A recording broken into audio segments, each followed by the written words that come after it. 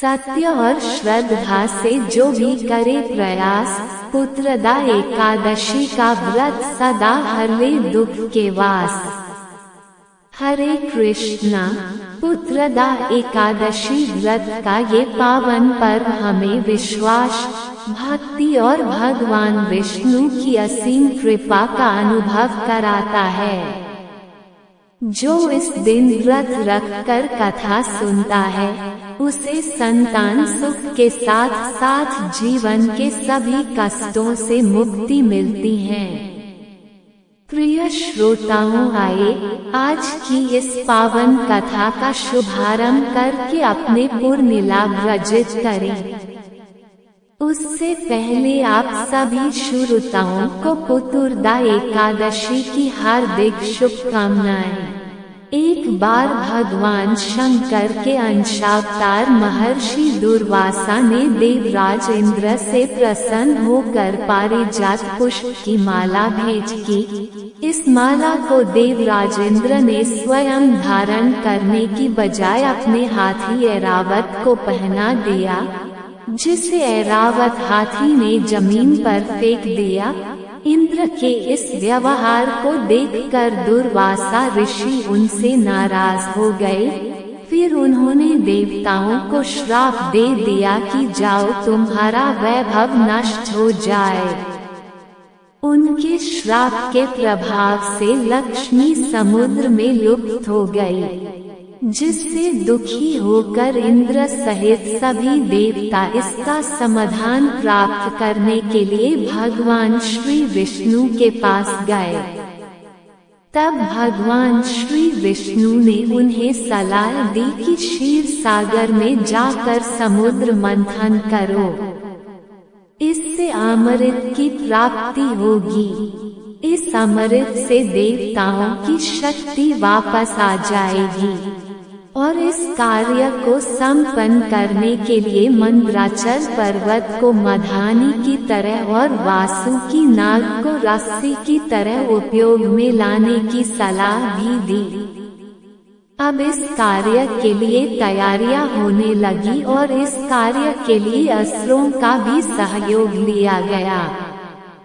देवताओं ने असुरों को लालच दिया कि इससे प्राप्त अमृत से हम सभी का जीवन अमर हो जाएगा, जिससे लोभ में आकर असुरों ने भी इस समुद्र मंथन में अपना सहयोग दिया। समुद्र मंथन के क्रम में जब मंदराचल को समुद्र में डालकर मथाने की तरह उपयोग में लाया जाने लगा, तब मंदराचल के नीचे कोई आधार न होने के कारण वह समुद्र में डूबने लगा। अब मंदराचल को आधार प्रदान करने के लिए भगवान श्री विष्णु ने विशाल कूर्म अर्थात एक विशाल कच्छप यानी कच्छवे के रूप में अवतार धारण किया। पूर्ण रूप धारण कर भगवान विष्णु मंदराचल के नीचे स्थित हो गए। पूर्ण रूप धारण कर भगवान विष्णु मंदराचल के नीचे स्थित हो गए। फिर समुद्र मंथन हुआ और इस मंथन से लक्ष्मी सहित 14 बहुमूल्य रत्नों की भी प्राप्ति हुई, जिससे देवताओं का वैभव पहले की तरह स्थापित हो गया। भगवान विष्णु द्वारा कच्छप अवतार धारण करने के बाद ही लोक में व्रत रखने की प्रथा शुरू हुई। तो ये थी भगवान विष्णु के कूर्म अवतार की कहानी।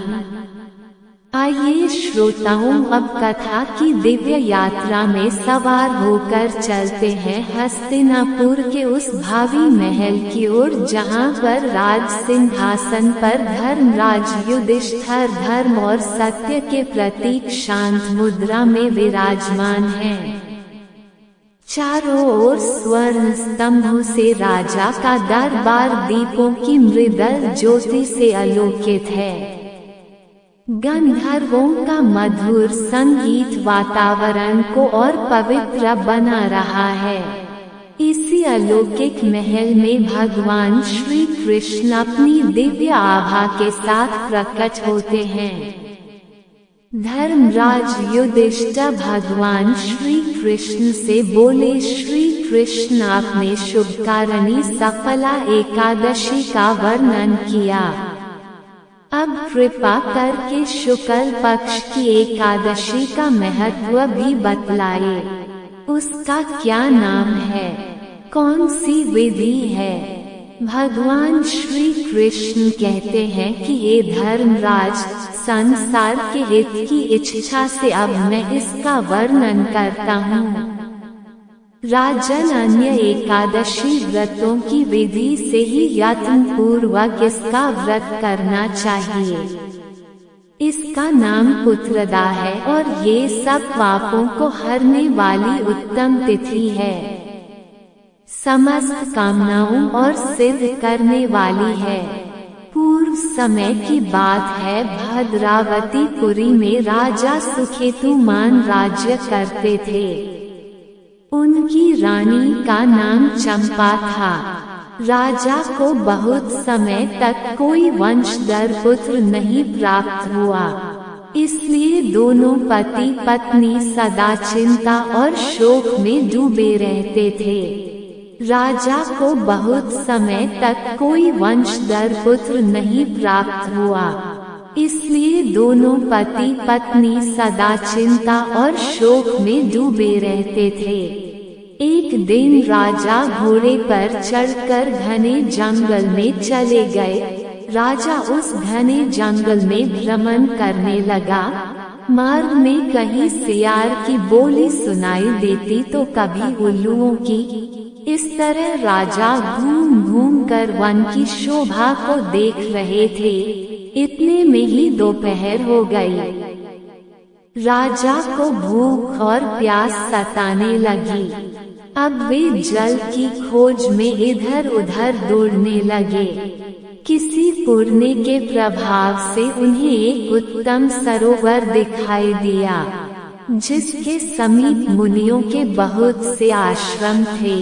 सौभाग्यशाली नरेश ने उन आश्रमों की ओर देखा। राजा का दाहिना नेत्र और दाहिना हाथ फड़कने लगा, जो कि उत्तम फल की सूचना दे रहा था। सरोवर के तट पर बहुत से मुनि वेद पाठ कर रहे थे। उन्हें देखकर राजा को बड़ी प्रसन्नता हुई और वे घोड़े से उतरकर मुनियों के सामने खड़े हो गए। फिर अलग अलग उन सब की वंदना करने लगे।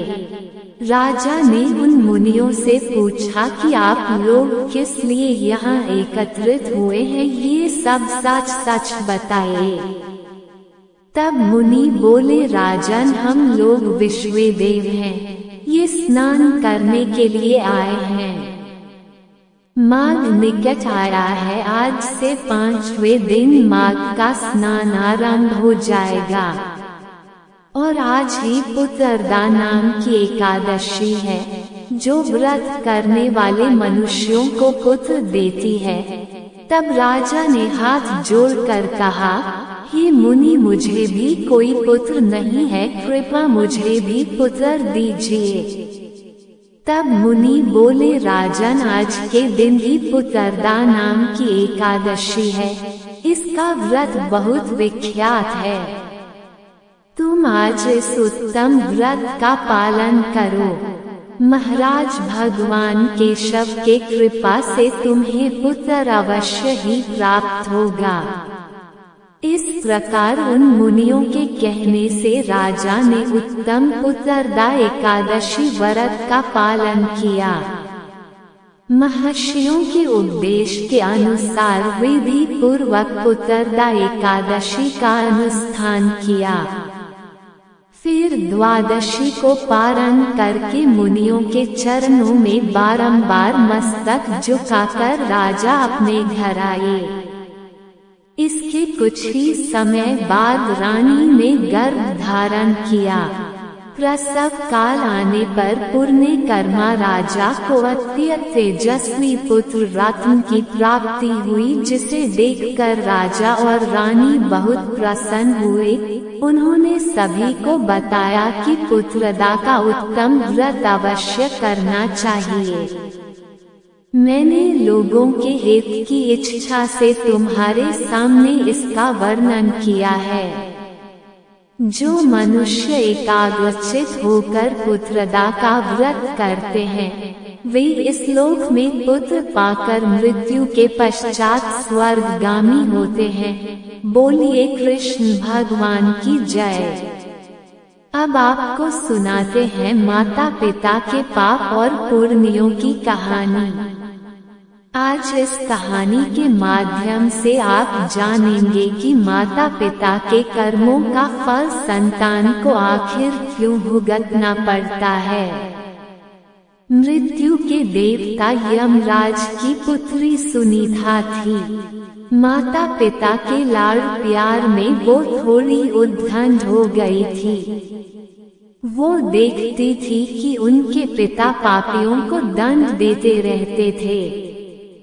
सुनीता पाप और पुण्य का अंतर नहीं समझती थी, इसलिए खेल खेल में किसी के अच्छे काम में बाधा डाल देती और किसी को अकारण मारने लगती।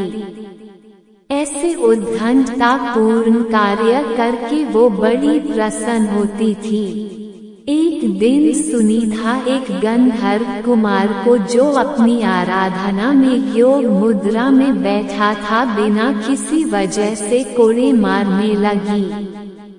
गंधर्व कुमार पीड़ा से छटपटा था तो सुनीता मारे खुशी के उछल पड़ती। वे उसे खेल समझती। बहुत दिनों तक ऐसा ही चलता रहा। एक दिन फिर उस गंधर्व कुमार को, जब वह पूजा पाठ कर रहा था, सुनीता ने मारना शुरू कर दिया। जब वह उत्पीड़न गंधर्व कुमार के लिए असहनीय हो गया तो उसने सुनीता को क्रोध से शाप दे दिया। सुनीता ने यह बात पिता को बताई। अब धर्मराज को लगा कि उन्होंने बड़ी भारी भूल कर दी। संतान की आदत और स्वभाव पर ध्यान न देकर उसे अच्छे और बुरे का ज्ञान ही नहीं दिया।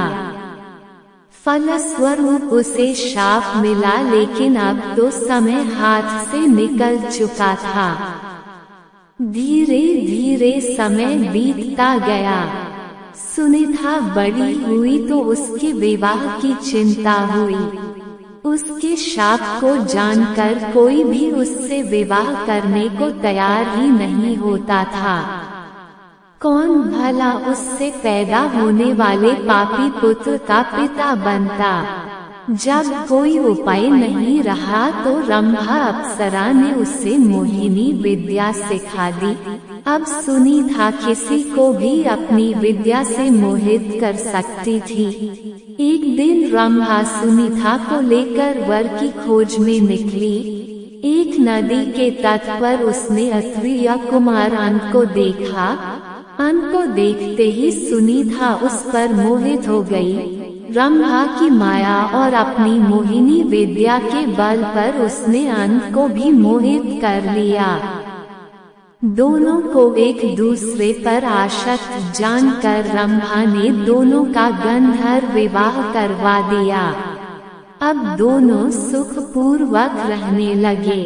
कुछ समय के बाद उनके पुत्र हुआ, जिसका नाम उन्होंने वेन रखा।